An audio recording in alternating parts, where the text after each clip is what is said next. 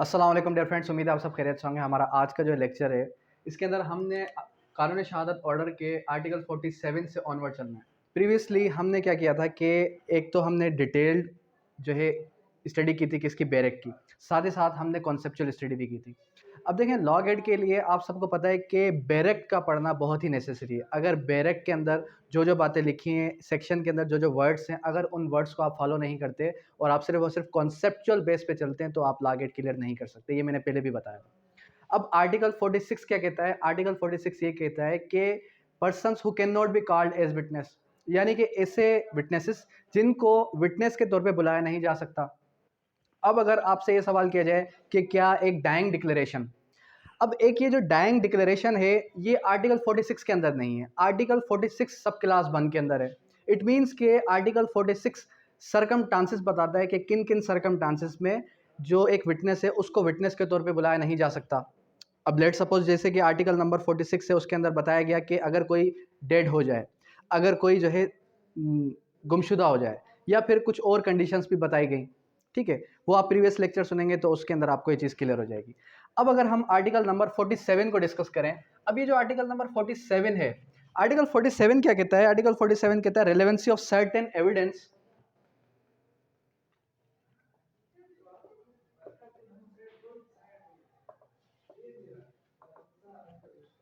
relevancy of certain evidence for proving subsequent proceeding the truth of fact herein stated। अब देखें article 47 कह क्या रहा है। देखें, अगर आर्टिकल 47 को गो थ्रू करें तो आर्टिकल 46 और आर्टिकल 47 दोनों एक दूसरे के साथ इंटरकनेक्टेड है। किस तरीके से इंटरकनेक्टेड है? क्योंकि आर्टिकल 47 भी ये कहता है कि कोई भी ऐसा विटनेस जो कि डेड हो या फिर कैन नॉट बी फाउंड, जो कि मिल नहीं रहा कुछ अरसे से, ठीक है, या फिर इनकेपेबल ऑफ गिविंग एविडेंस। अब इनकेपेबल ऑफ गिविंग एविडेंस का मतलब क्या है? कि जो ऐसा विटनेस है जो गवाही दे नहीं सकता किसी बीमारी की वजह से, किसी इलनेस की वजह से, या फिर वो बोल नहीं सकता, ठीक है। क्योंकि देखिए, हमने प्रीवियसली डिस्कस किया the oral evidence must be direct, कि जो आपका ओरल एविडेंस है वो डायरेक्ट होना चाहिए।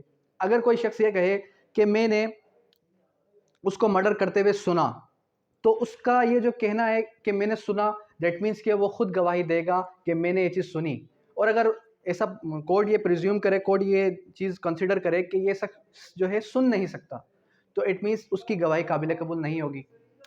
अब आर्टिकल 47 को अगर आप एक दफ़ा बैरक को खोलें तो वो क्या कहता है? Evidence given by a witness in a judicial proceeding, जो एविडेंस दिया जाता है जुडिशियल प्रोसीडिंग के दौरान, before any person authorise by law to take it. अब ये authorise by law to take it का क्या मतलब है? इट मीन्स के एक ऐसा ऑफिसर जिसको कोर्ट अथोराइज करे कि आप जो है गवाही दे सकते हैं, ठीक है।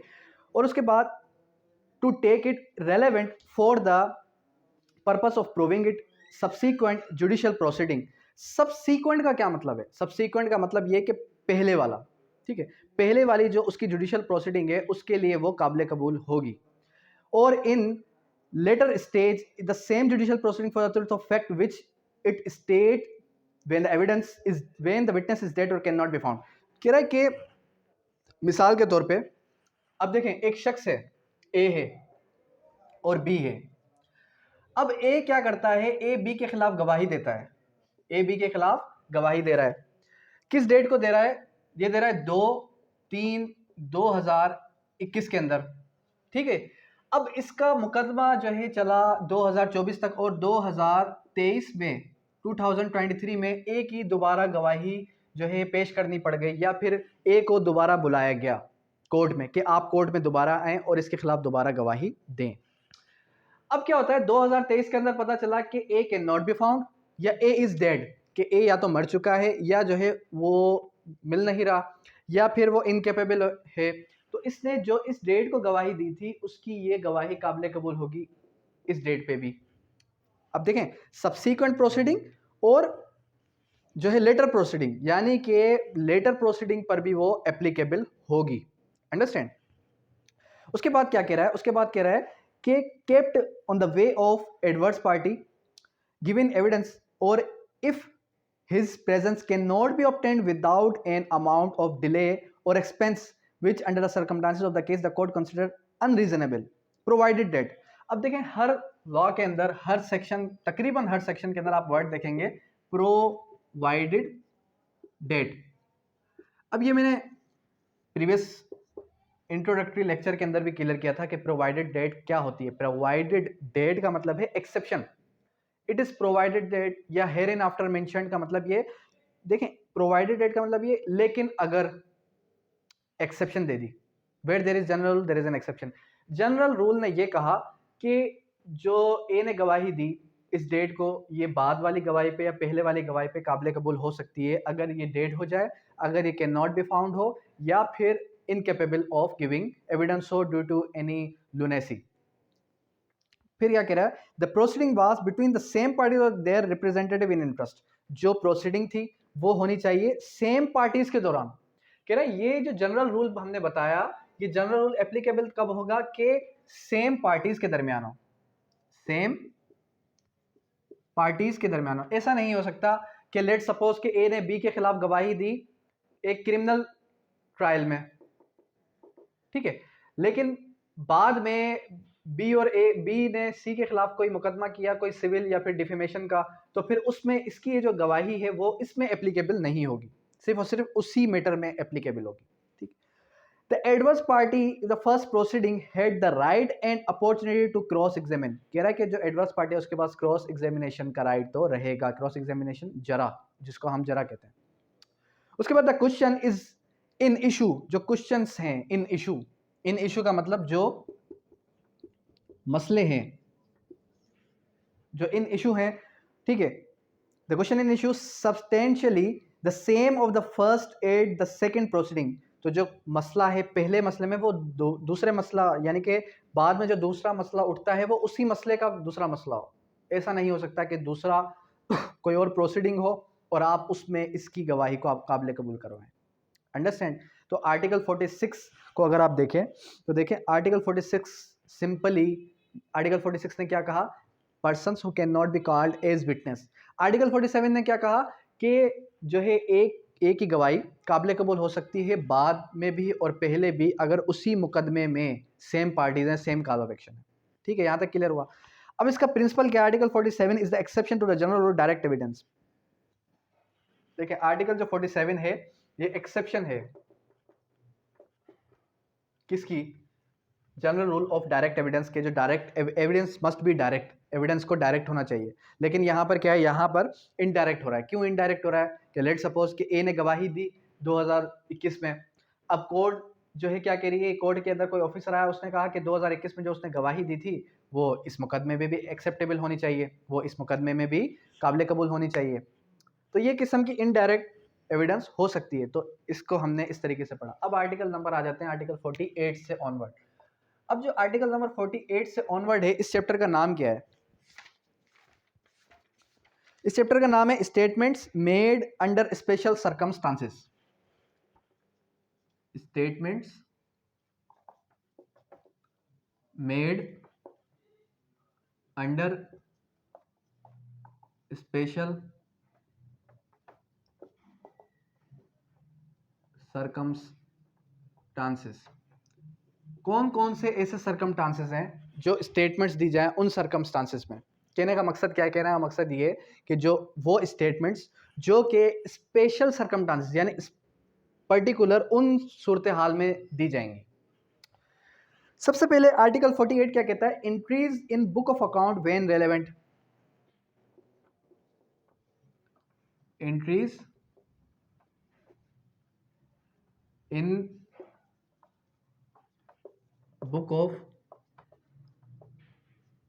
Account when relevant. कह रहे ये जो entries of book of account है, एक अकाउंट है उसके जो अंदर एंट्रीज हैं वो कब रेलेवेंट होंगी। आर्टिकल 48 ये कहता है कि entries in book of account regularly kept in course of business. इसके अंदर जो वर्ड याद रखना है वो क्या है, regularly kept in course of business. कि रेगुलरली एक अकाउंट मेंटेन है। किस तरीके से रेगुलरली अकाउंट मेंटेन है? मिसाल के तौर पे जिस तरीके से आप देखते हैं कि जो हमारी बैंक्स हैं वो हर पर्सन का अलग अलग सेपरेटली अकाउंट को मेंटेन करती हैं।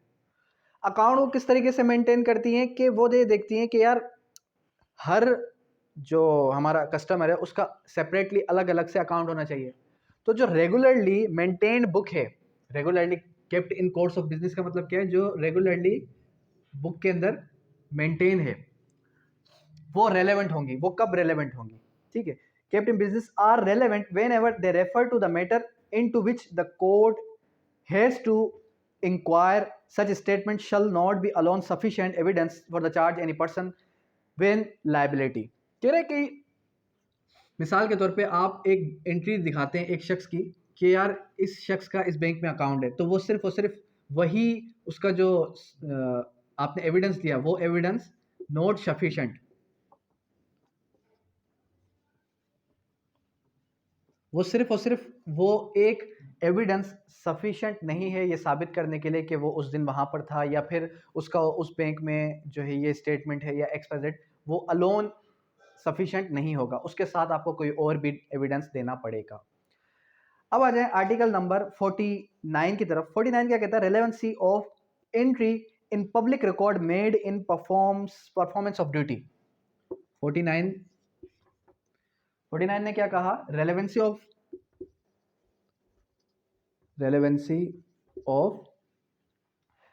Entry of public record,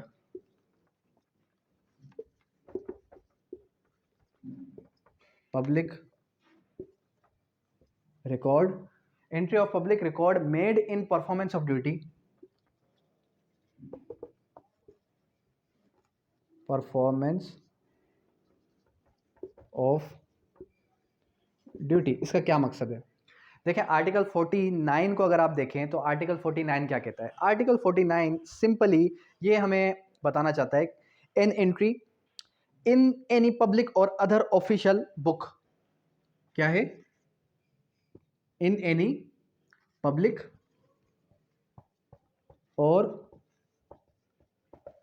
official book, किसी ऑफिशियल बुक के अंदर या किसी पब्लिक बुक के अंदर कोई भी एक एंट्री है किसी शख्स की, ठीक है, stating the fact in issue और रेलेवेंट फैक्ट। बात वही आ गई कि या तो वो हो फैक्ट इन इशू के मुताबिक या हो रेलेवेंट फैक्ट के मुताबिक, ठीक है। And made by the public servant in the discharge of his official duty. जितने भी हॉस्पिटल्स के अंदर, जितने भी पुलिस के रिकॉर्ड के अंदर डेली बेसिस पे जो मेंटेन रिकॉर्ड है उसके अंदर उसकी एंट्री वो सब रेलेवेंट है। वो सब क्या है? वो सब रेलेवेंट है। Discharge official duty and by any other person performance of the duty specially enjoyed by the law of the country by which such book registered or record in kept is itself a relevant fact। कह रहे हैं कि उसकी जो entry है वो खुद से ही रेलेवेंट फैक्ट है। वो खुद से ही क्या है? वो खुद से ही रेलेवेंट फैक्ट है।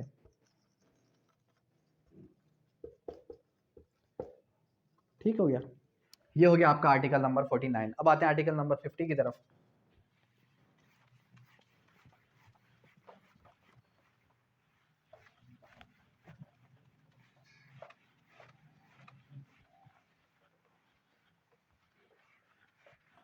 आर्टिकल नंबर 50 क्या कहता है? आर्टिकल नंबर जो हमारे पास 50 है ये कहता है relevance of statement in maps, charts and plans. Relevancy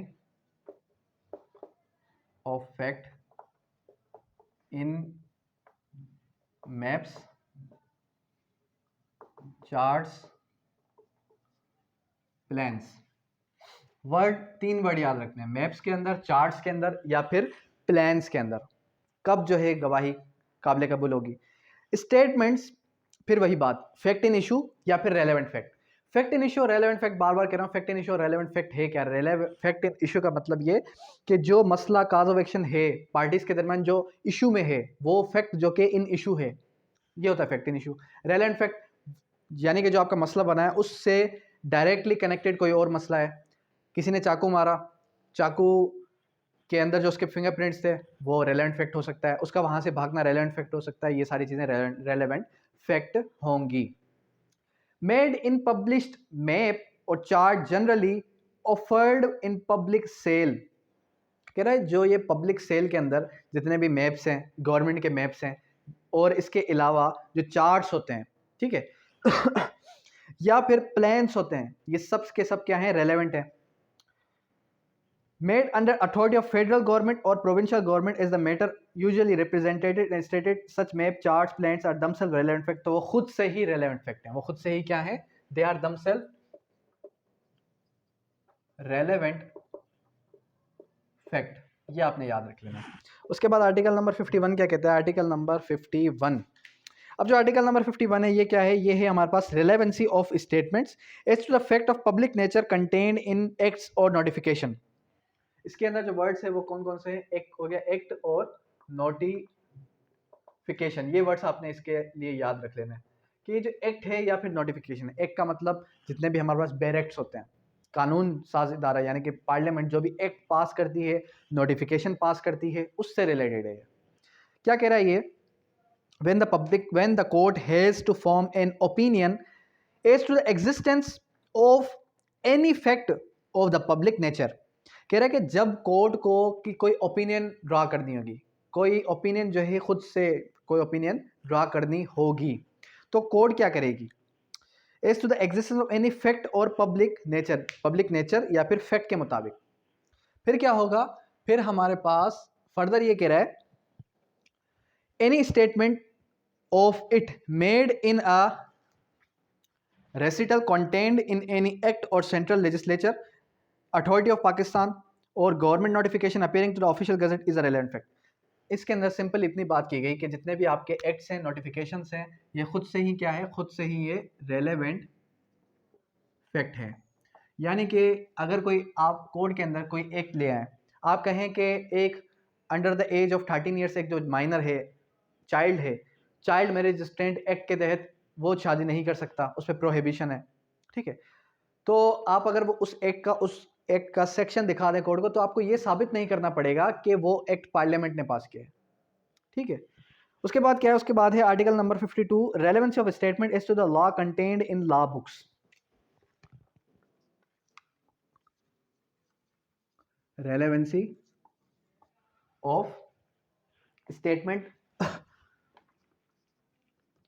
relevancy of statements made in law books. इसका क्या मतलब है, आर्टिकल 52 ने सिंपली इतनी बात की, when the court has to form an opinion, जब कोर्ट को कोई ओपिनियन फॉर्म करनी पड़ेगी, as to law of any country or any statements of any such law contained in a book purporting to the printed or published under the authority of the government of such country and the content of any such law in any report of the ruling of the court of such country contained in a book purporting to be report regulated is relevant। Simply ये कह रहा है कि कोई भी पाकिस्तान या फिर कोई एनदर कंट्री है और उसका कोई भी लॉ है, और उसका आप कोई भी एक एक्ट, उसका कोई भी एक सेक्शन आप जो है कोर्ट में प्रूफ करते हैं, तो आपको ये प्रूफ करने की ज़रूरत नहीं पड़ेगी कि वो एक्ट उस कंट्री का लॉ है, वो एक्ट जो है उस कंट्री का लॉ है, या फिर वो जो है उसने उस डेट को क्या किया, पब्लिश किया। अगर वो वेल पब्लिश्ड है, अगर उसको छापा गया है, तो कोर्ट कंसिडर करेगी कि ये उस कंट्री का कानून है और उसको आप जो है कोर्ट के अंदर पेश कर सकते हैं। अब आते हैं नेक्स्ट चैप्टर की तरफ, how much of a statement is to be proved. Article 53 से 58 तक क्या कहता है, जो आर्टिकल 53 के अंदर है वो 54 के अंदर नहीं है, जो 54 के अंदर है वो 55 के अंदर नहीं है, जो 55 के अंदर है वो 56 के अंदर नहीं है, और जो 56 के अंदर है वो 57 और 58 के अंदर नहीं है। यानी कि कहने का मकसद क्या है, कहने का मकसद सिंपल इतना है कि ये ऐसी बातें करता है जो एक दूसरे के साथ इंटरकनेक्टेड है। इसके अंदर सिंपल इतनी बात है कि जब आप लॉ की बुक में से कोई भी स्टेटमेंट को साबित करते हैं, तो उसका कितना हिस्सा आपको साबित करने की ज़रूरत पड़ेगी, यानी कि how much of the statement is to be proved, उसका जो है क्या पूरी किताब को साबित करना पड़ेगा या फिर उस किताब का कुछ हिस्सा।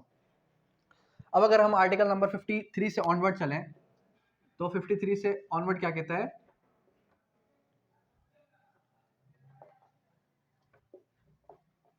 How much of a statement is to be prove, how much of a statement is to be proved, statement के कितने हिस्से को साबित करने की जरूरत है। ठीक है, अब आर्टिकल 53 ये कहता है what evidence to be given when statement forms a part of conversation, document, book और सीरीज ऑफ लेटर्स और पेपर्स। 53 ने क्या कहा कि कोई भी what evidence is to be given when statement forms part of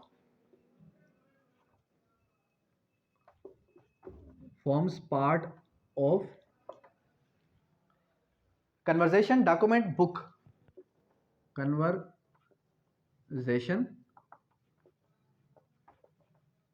document या फिर क्या है, या फिर बुक, और इसके अलावा क्या, और series of letter, series of letter है।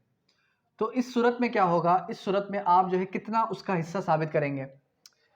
कहने का मकसद सिंपल इतना है कि एक जो है कंप्लीट एक डॉक्यूमेंट है, एक जो है कन्वर्सेशन है पब्लिक के दौरान, या फिर एक सीरीज ऑफ लेटर है, लेटर्स हैं बहुत सारे, तो क्या सबके सब कोर्ट के अंदर साबित किए जाएंगे। कह रहा क्या कह रहा है ये, when any statement of which evidence is given, when any statement of which evidence is given, जब किसी स्टेटमेंट के हवाले से कोई एविडेंस दिया जाएगा, forms part of longer statement, और वो क्या करता है, वो उससे ये साबित होता है कि जो स्टेटमेंट है, ठीक है, क्या है, स्टेटमेंट है वो लॉन्गर है, बहुत लंबी स्टेटमेंट है, सारे के सारे साबित नहीं की जा सकती। Gives form of longer statement और conversation of the part of isolated document और the content or in a document which forms part of book and connected series of letters, papers shall be given so much no more of the statement, conversation, document, book or series of letter or papers as the court considers necessary for the particular case। क्या है, as the court considers necessary, यानी कि उसका कुछ हिस्सा जितना court necessary समझते कि यार आप इतना साबित कर दें कि ये जो है, ये आप ये जो है इस सीरीज का हिस्सा है, ये इस कन्वर्सेशन का हिस्सा है, अगर आप ये साबित कर देते हैं तो उतना सफिशिएंट है। तो पूरी की पूरी स्टेटमेंट को साबित करने की जरूरत नहीं है। ये हमें किसने बताया, आर्टिकल नंबर 53 ने। 54 क्या कहता है, judgements of court of justice when relevant,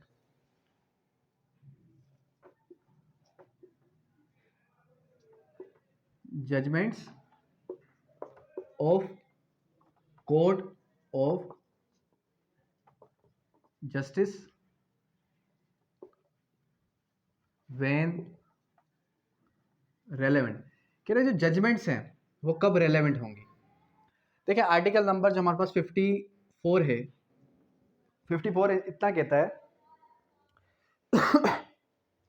previous judgments relevant to bar a second suit by trial. कह रहा है कि प्रीवियस जो जजमेंट्स हैं वो बार कर देती हैं फ्यूचर के किसी भी एग्जिस्टिंग ट्रायल को। किस तरीके से, ये हमारे पास सेक्शन नंबर 11 सीपीसी और जो हमारे पास सीआरपीसी का सेक्शन है 403 डबल जेओपर्डी, उसके बारे में कुछ कह रहा है the existence of any judgment, order of decree by which law prevents any court from taking cognizance as of a suit or holding a trial is a relevant fact when the question is whether such court ought to take cognizance of such suit, hold such trial। एक trial पहले चल रहा था और उसका फैसला आ चुका, तो उसी के मुकदमे के जो है आगे चल के दोबारा कोई मुकदमा फाइल नहीं हो सकता, यानी कि वो बार कर देगी। क्या कर देगी, बार कर देगी। अगर आपने उसकी जजमेंट दिखा दी कि जज साहब इसकी तो इस केस की तो जजमेंट आ चुकी है, आ रही बात समझ में, तो फिर वो बार कर देगी सेकेंड ट्रायल पर। ये 54 है। उसके बाद 55 क्या कहता है, relevancy of certain judgements in probate jurisdiction.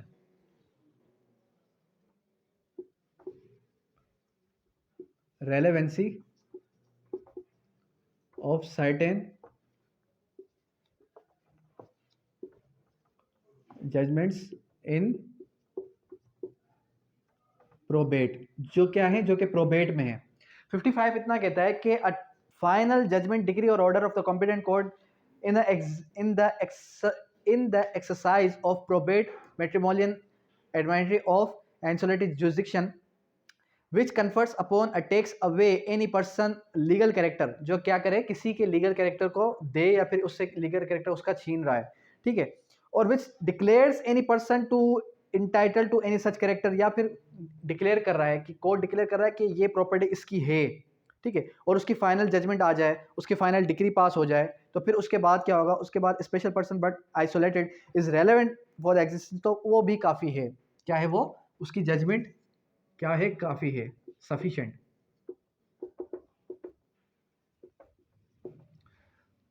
उसके बाद आ जाए आर्टिकल नंबर 56। आर्टिकल 56 क्या कहता है, आर्टिकल 56 जो है कह रहा relevancy and effect of judgment orders and decree other than those mention in article 55। क्या है अदर देन दोज,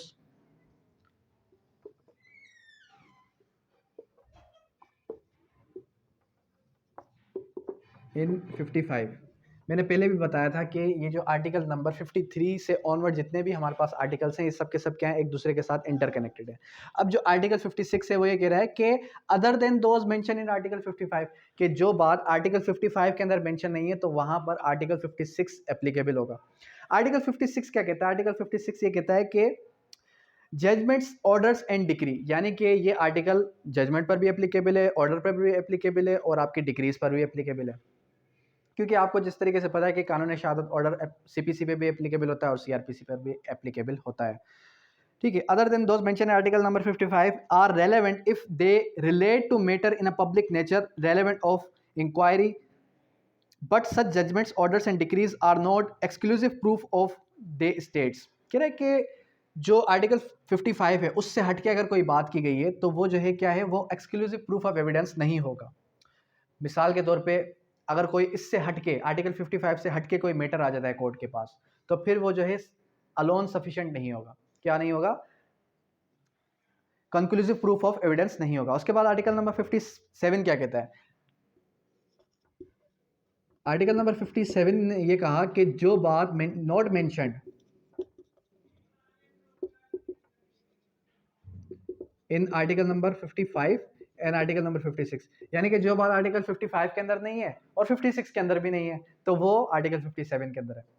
तो क्या है कि लॉ के अंदर बहुत सारे फ्लॉज मौजूद हैं। जब आप इसके लॉ गेट के लिए पढ़ रहे हैं, स्पेशली कुछ स्टूडेंट्स तो ऐसे हैं जिनको, खैर मैं नहीं कहूँगा, खैर कुछ स्टूडेंट्स ऐसे हैं जो कि 3 ईयर प्रोग्राम के अंदर वो सिर्फ और सिर्फ पेपर देने ही गए, तो अब जब वो पढ़ रहे हैं तो उनको शायद लॉ के अंदर कुछ मिस्टेक्स भी नज़र आती हों, वो बैरेक के अंदर भी कुछ मिस्टेक्स निकाल लेते हैं। तो बैरेक्स के अंदर भी आल दो कुछ मिस्टेक्स हैं और लॉ के अंदर भी बहुत सारे फ्लॉज मौजूद हैं।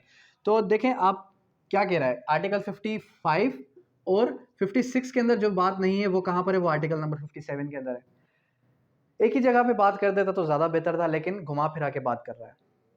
क्या कह रहा है कि judgments orders and decrees other than those mention in article number 54, 55 and 56, कि क्या है 54, 54, 55 एंड 56 के हटके, अदर देन दोज, इनसे हटके अगर कोई जजमेंट है या ऑर्डर है या फिर डिक्री है, आर इररेलेवेंट, वो क्या होंगी, वो इररेलेवेंट होंगी unless the existence of such judgment order and decree is a fact in issue relevant under some other provisions.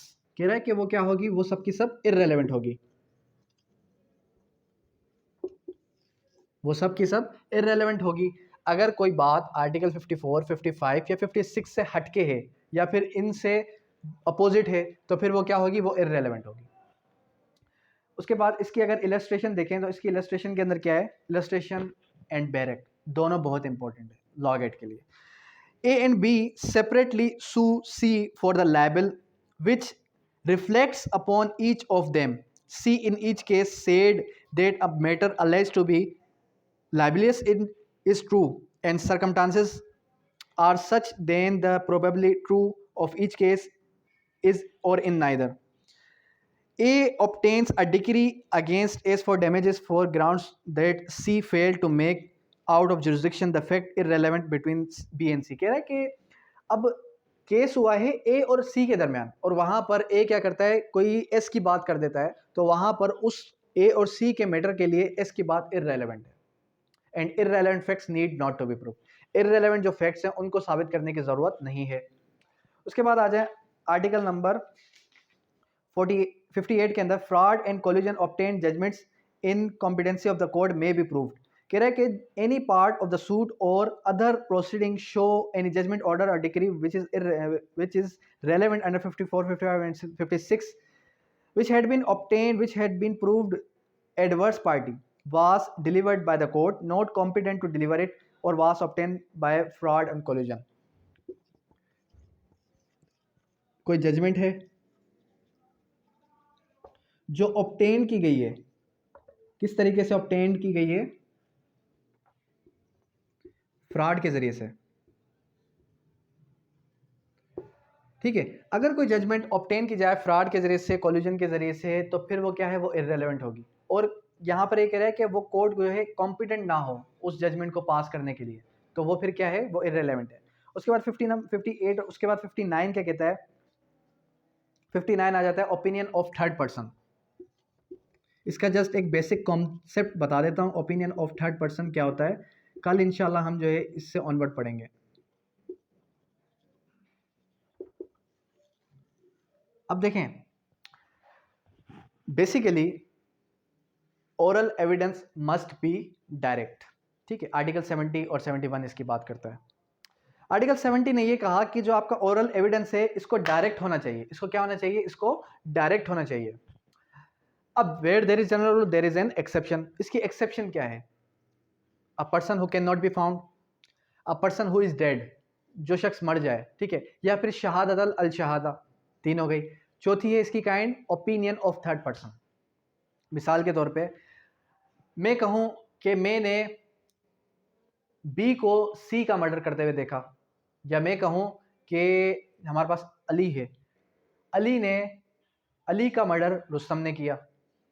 तो देखें, मैं जो कह रहा हूं इट मीन्स कि मैंने वो खुद at the scene of crime वो चीज़ देखी हो। आ रही बात समझ में? तो वो क्या है, वो डायरेक्ट एविडेंस है।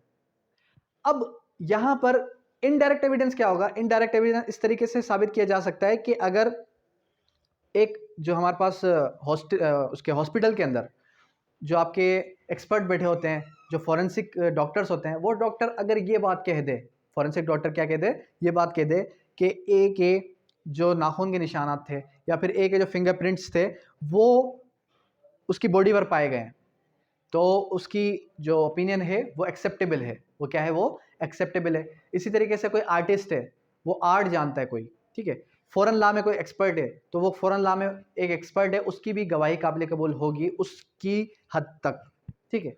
ये हमारे पास आर्टिकल नंबर 59 से ऑनवर्ड हमारे पास चलेंगे। Opinion of third person when relevant, opinion of experts है। उसके बाद नेक्स्ट हमारे पास आर्टिकल्स हैं, facts bearing upon opinion of experts हैं, ठीक है। तो ये सारे के सारे क्या हैं? ये एक्सपर्ट ओपिनियन के बारे में बात कर। इंशाल्लाह कल हम इसको जो है अच्छे तरीके से इन डिटेल पढ़ेंगे, जिसके अंदर हम डेली बेसिस पे क्या करते हैं, बैरक की स्मार्ट स्टडी करते हैं। कॉन्सेप्चुअल स्टडी पहले कर चुके हैं, तो उसके रिकॉर्डेड लेक्चर्स आपको अगर अवेल नहीं हुए हैं तो आप मुझसे अगर कांटेक्ट करेंगे तो इंशाल्लाह मैं आपको वो भी दे दूंगा। अगर यहाँ तक किसी भी किस्म की कोई भी क्वेरी है, कोई भी क्वेश्चन है, तो आप कर सकते हैं। Thank you, that's all.